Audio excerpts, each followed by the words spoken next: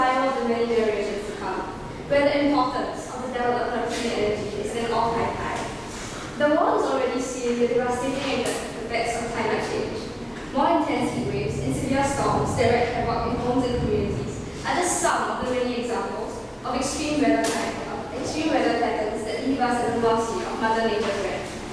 The added need for energy diversification due to the high fossil fuel prices and recent technological advances has also fueled global interest in clean energy. Scientists are also searching for more innovative, renewable and environmentally friendly ways to produce energy to support human activities and ultimately be self-sufficient in our own ways of energy. This is really important for Singapore, a little red dot with no forms of natural resources. However, Minister Menzel says, and I quote, that Singapore could well achieve self-sufficiency in water by 2061, but energy self-sufficiency is not possible. I repeat, energy self-sufficiency is not possible. This is because Singapore uses natural gas to generate 18% of its electricity, with the bulk of it coming from Indonesia. Recent media reports have said that Indonesia wants to renegotiate the terms of this contract with Singapore, which means that it will back out at any time. Singapore's neighbours are also thinking of upping the prices of gas exports despite a contract being in place.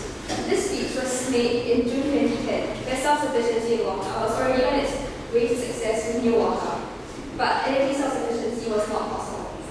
But now, in 2012, we are telling you that what was currently impossible, i.e. energy self-sufficiency, can now be made possible with GreEnergy.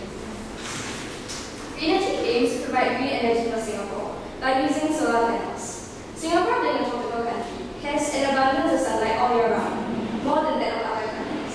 Singapore is also a highly developed country, with numerous buildings that have large areas of underutilized roof spaces that we can tap on. Hence, this is the perfect place to implement our solution. We intend to start with schools under the Ministry of Education, as by collaborating with just one organization, we can reach out to a larger number of consumers who are essentially all government-based schools in Singapore, which amounts to around 376 in total. These panels will convert sunlight into electricity, which will then be supplied to the grid of the school and power electrical appliances. We will manage the whole project and aim to get revenue mainly from selling the harvested electricity from the solar panels in the school, with a 20-year contract giving us a steady monthly income after our break-even point. So now I'll hand it over to Sylvia, who will speak about the next section. So you may ask, why do we target the government and why not commercial buildings like the rest of the solar market? Because firstly, in Singapore, environmental awareness has been growing steadily over the last decade, led by government efforts to maintain Singapore as a clean and green city. The government has already identified clean energy as a strategic area where Singapore has a competitive edge which could generate future growth. Okay, here's a report on the Interministerial Committee on Sustainable Development by the government. Basically, it shows that the government is very committed in helping Singapore attain sustainability in all areas, including energy. Now let's take a look at one of the several financial incentive schemes that the government provides. The Clean Energy and Test Making Program (CERT) is a 17 billion funding initiative for local and foreign companies and organizations to test and implement clean energy technologies at suitable sites.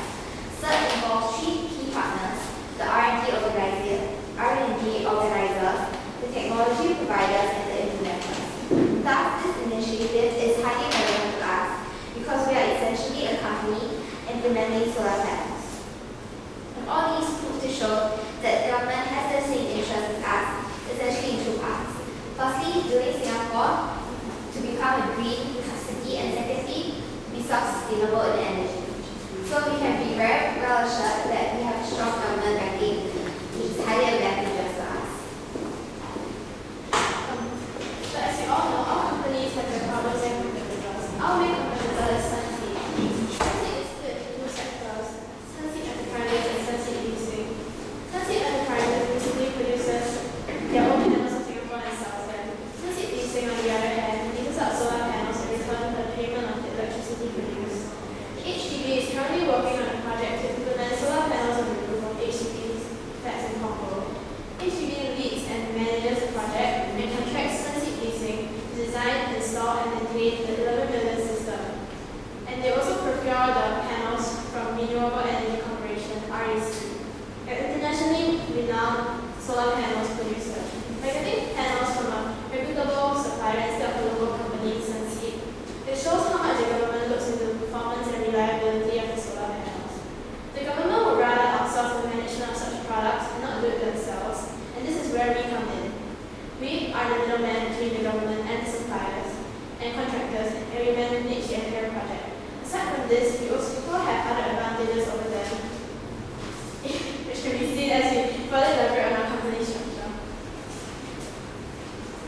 For development plan, we aim to launch a pilot project in Raffles Girls Secondary from 2013 to 2014.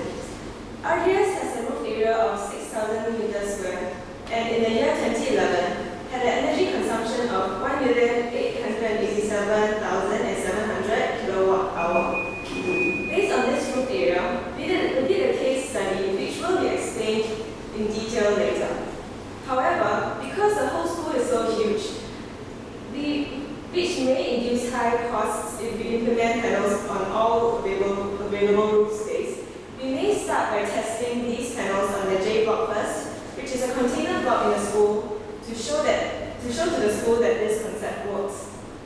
After the success of our pilot project, we will present the results to the Ministry of Education and start implementing these panels on the roofs of selected schools that are under the MOE's program for rebuilding and improving existing schools, which is a prime scheme after we launch our pilot project in RDS.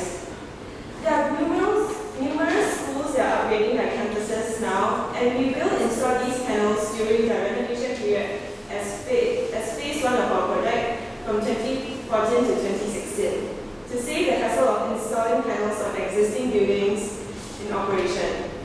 Here's the list of schools that are undergoing upgrading during our planned phase 1. There are possible candidates for phase 1 of our project and are hence our target. Phase 2 is from 2017 onwards, where we target to gradually roll out and cover the rest of the remaining suitable MOE schools. After our successful installations in the various schools under MOE, we hope to extend our scope and emulate the success on roofs of hospitals and polyclinics that are under the Ministry of Health, and are also looking to possibly extend to military buildings and bases under the Ministry of Defense. So now we're moving on to the operations and management plan of our business. So in order to reduce costs on our part, we plan to outsource these aspects to other companies in a partnership. We'll be partnering with 2 main companies. So the first company that we'll be partnering is Solar to supply us with the solar panels. They are one of the largest solar panel producers in the world, with high efficiency and reliable panels offered at relatively low prices. By producing solar panels from them, we have the edge over Sunseap in the performance, quality, and reliability of the panels we offer. Sunseap offers panels of a much lower efficiency and possibly at higher prices since they are manufactured in Singapore. So we have contacted Solar and they are interested in providing us with 2 types of panels suitable for our project. The Panda 245-265 mono-crystalline panels, the YGE 225 to 245 polycrystalline panels. So our second partner will be Energy Plus, a local company. We will contract the supply of other miscellaneous equipment, design and installation of the solar system to them. They will also be contracted to do regular maintenance and checking of the panels to ensure that they perform. In order to protect ourselves and our customers, we have found several backup contractors for maintenance, namely Contact Solar and Sunseap. So for the first 3 years, we plan to hire someone who is experienced in the solar energy industry to facilitate with the coordination and management of our projects. And in order to save some costs, we will work for our residents, and this mailing address is our official address for professionalism. From then to the 5th year, as we have expanded to more projects, we will employ more people who are also experienced in this industry as project managers to help us manage the various projects that we have expanded to. And we also rent a small office for the staff where we can. So now we're moving on to the finances section of our company. Monocrystalline panels from Solar cost $1.51 per watt peak, whereas polycrystalline panels from This is comparatively cheaper to the REC panels supplied to HDB. This is at $2.64 per watt peak. And although we are providing panels at a lower price, we are doing so without compromising on quality and reliability. Hence, we are able to offer equally or even more competitive solar panels as our competitors at a lower price and thus cut down our costs. Energy Plus has quoted us an estimate of $3,600 per kilowatt peak for the supply of the other equipment, design and installation of the panels. Hence, the total estimated cost for the complete solution of designing, supplying and installing the solar panels is $4,860 per kilowatt peak for polycrystalline panels and $5,110 per kilowatt peak for monocrystalline panels. The cost of maintenance starts from a minimum of $500 to $1,000 a year and varies according to the installation size. So how do we plan to earn our revenue? In order to make solar panels seem more affordable and logical to invest in, we will only be charging them 30% of whatever the cost of installation is for us. We will then charge them for the electricity produced by our panels for the next 20 years at a price of 35 cents per kilowatt hour. This may seem expensive as compared to the current tariff price of 28 cents, but it will not be in the time to come. The tariff price has been increasing rapidly recently at an average rate of 4% every year due to the decrease in supply of fuels to generate electricity. If this trend continues, tariff prices will be sky high and the prices that we charge for electricity produced will hit grid parity in no time. We calculate our break-even point based on the universal formula of calculating the estimated energy production for any solar module. The actual energy production in Singapore may actually be higher than calculated with this formula, as this formula is based on the conditions in temperate countries with different seasons. Based on our calculations, we can expect to break even in 6.7 years for every project installed with polycrystalline panels and 7 years for those installed with monocrystalline panels. Next, we move on to the case study of installing our solution on the roof of RGS. We did some calculations and this is what we have. The area of effective roof space of RGS is 6,000 square meters. It's 6,000 square meters, and we are using 240 watt polycrystalline panels in this scenario. The number of installed panels will be approximately 3,500, amounting to a total of 840 kilowatt peak of installation size. The estimated cost of installation is $4,082,400, and the estimated production of electricity is 1,226,400 kilowatt hour. The cost of maintenance is quoted as $5,000 by Energy Plus. As for our revenue model, we will only be charging for 30% of the cost. That is $1,224,720 for the installation. The estimated production of electricity per annum is 1,226,400 kilowatt hour, and this can yield up to $492,240 a year. The break-even point for this project of RGS, as we are using polycrystalline panels, is 6.7 years. After this break-even point, there is little variable cost for us, and hence the revenue from the sale of electricity from then on would mean almost entirely profits for us. So this is an overall summary for our financial projection on the pilot project of IGS.